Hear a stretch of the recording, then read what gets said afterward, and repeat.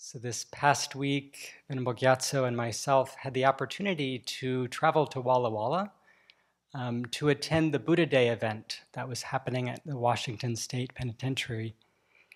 And I just wanted to talk a little bit about our trip and what that was like. So I had heard a bit about this prison before going. I had heard that it once housed Washington's death row. Fortunately, the death penalty in Washington was abolished in 2023. So they no longer house death row, but many of the incarcerated who were on death row, are still there. Also, I had heard that it had been run by gangs, and that it was this kind of scary place. And so Venerable Gyatso and I and Venerable Jigme go to the prison locally in Airway Heights. And so I have some experience with going into prison, but this prison in particular, I don't know, it seemed like it was going to be different. So it is the oldest prison in Washington State. It was built in 1886. And that's pretty obvious from the architecture. Just as we were driving up, there was this very large brick building on a grassy hill. And I thought, oh, I know a big, large brick building on a grassy hill. That was my high school. And so I think that was kind of the older part of the prison. And so we kept driving around to the main entrance. And then it just looked like any other prison, gray, concrete, many rocks, similar to the rocks that, we're putting around here now. So yes, it was, it's very gray, lots of concrete. When you walk inside, you walk down these sidewalks that are lined on both sides with very tall chain link fences with barbed wire on the top. Everywhere you go, every sidewalk inside the facility is like lined with these chain link fences with barbed wire. And there were sections of barbed wire that, it was so many layers. It was just like the most barbed wire I'd ever seen. And very teeny tiny windows. I'm assuming that's where those who are in solitary confinement are located. And some even had like these metal plates on the outside of the window. So I'm sure the people inside don't even get a view. So anyway, all of that to say, in one way, it very much fit the expectations that I had, at least in terms of the physical environment. Although I will say, once we went further into the complex, we did see a few patches of green grass. We even saw some flowers. We saw an incarcerated person tending a veggie garden. He was showing us what they had planted. The first class that we went to 2 different units. The first class we went to was in the educational building. And there were people in a classroom, and they were learning. There were all these guys in a computer lab diligently working on their studies.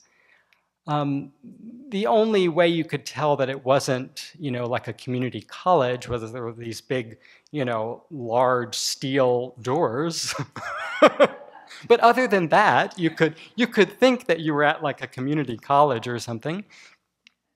And then when we went into the religious activities center for the Buddha Day celebration, there was all of this colorful artwork, I'm assuming by many of the incarcerated on the walls. And many of the walls had murals painted. So it was very beautiful, actually, in that building. So it just in terms of the physical environment, it's varied. It's not one thing. It's really, what you're looking for. Also, the men that greeted us that were there. First of all, there was this one man. He was setting up the entire room, moving these large tables with his, 2 hands. And then he was the same person who went to go help get the food. So there was this big trolley of food that came in.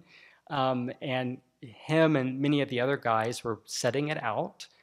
And then for, I'm guessing, sanitary purposes, there were several of the incarcerated people that were serving the food.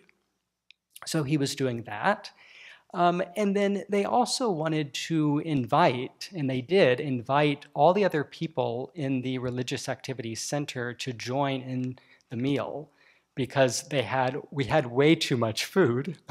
So their first thought was, oh, why don't we share this abundance of food with all others, regardless of their religious affiliation? So it was like, these men are amazing, and they're really working with their minds, really wanting to be of benefit to each other. So that was very clear. Also, there was quite a number of questions in both groups. One sort of line of questioning was about our monastic life. They were very curious about how we live as monastics. There was questions about our hair or lack thereof. They were floored when I said the nuns also shave their heads.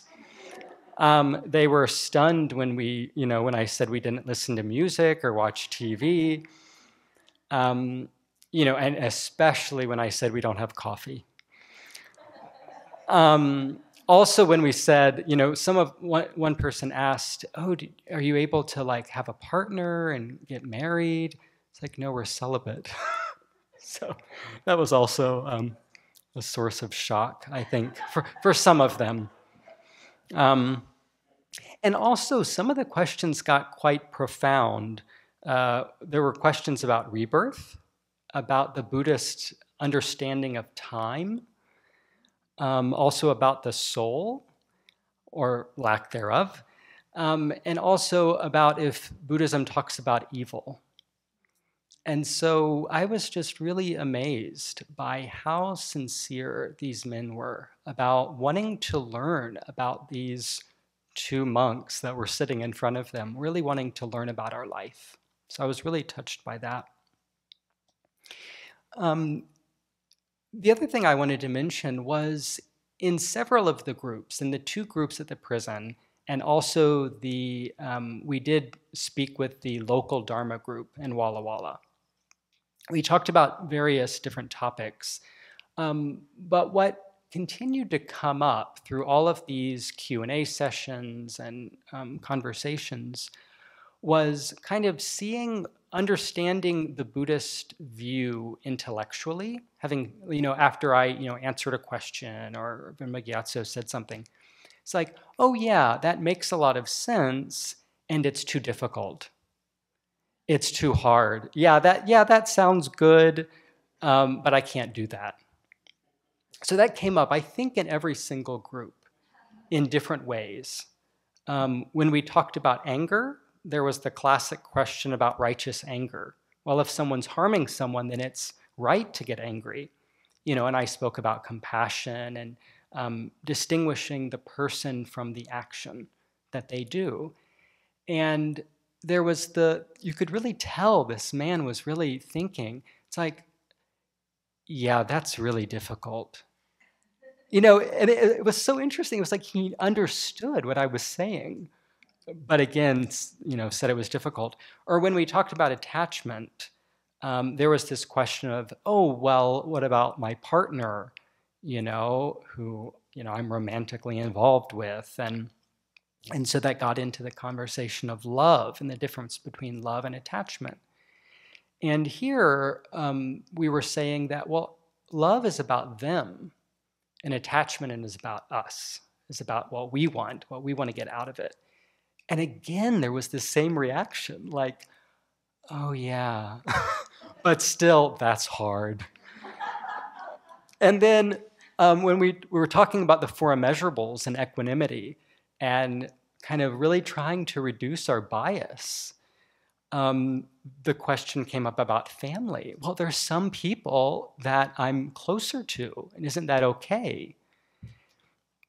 And for this, we were talking about, well, equanimity is an internal attitude.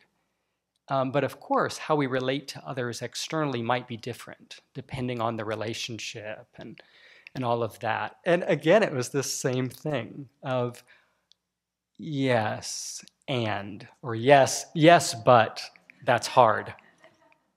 And so it just made me think that these are aims, these are goals that we work towards. The Buddhist teachings are like here, the ideals, and we're working towards those.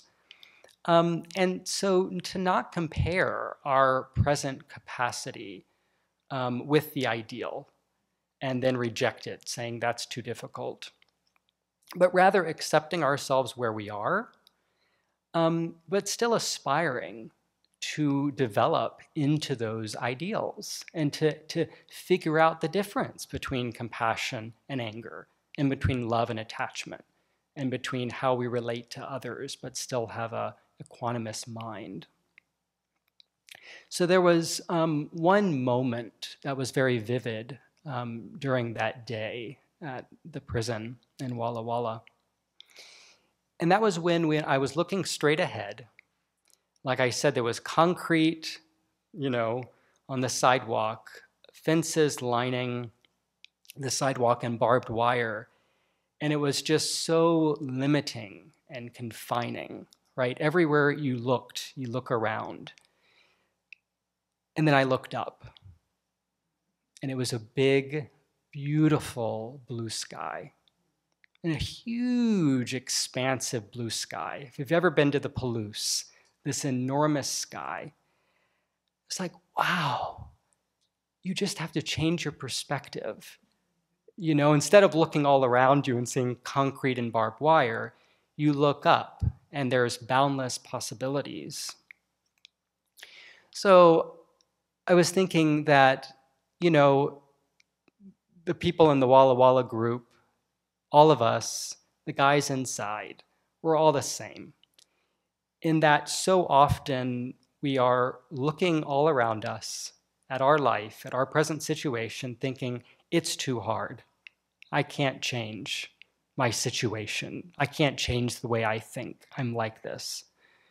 But rather, all we need to do is look up and really see our potential that is incredibly amazing, and then develop the courage to try and to head towards that potential.